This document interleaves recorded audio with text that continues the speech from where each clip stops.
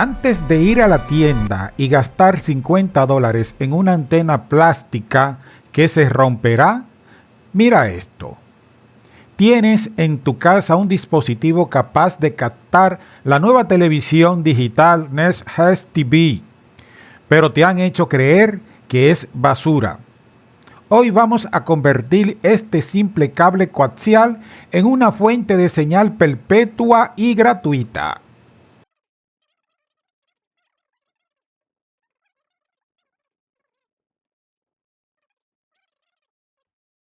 Aquí está el secreto que los fabricantes no explican: la resonancia.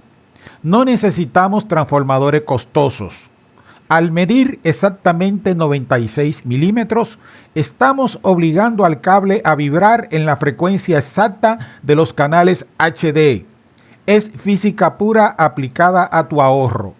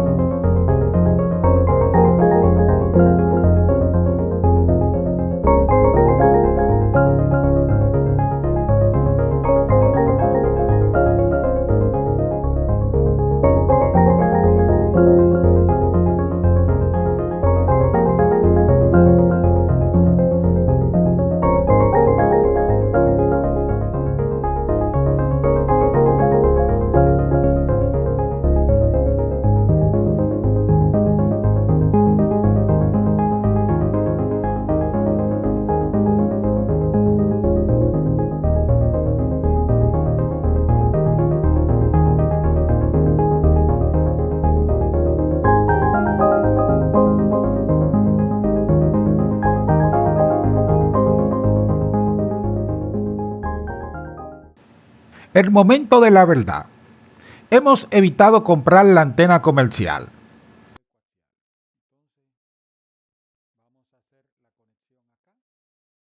Conectamos nuestro generador de señal casero. No solo es gratis, es más estable porque eliminamos intermediarios electrónicos.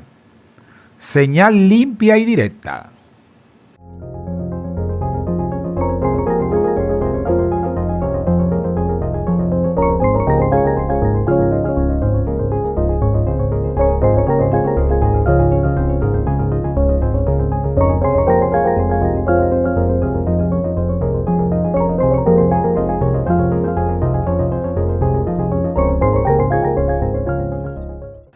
Has ahorrado dinero y ganado impedancia. Si quieres seguir mejorando tu señal sin suscripciones, suscríbete ahora.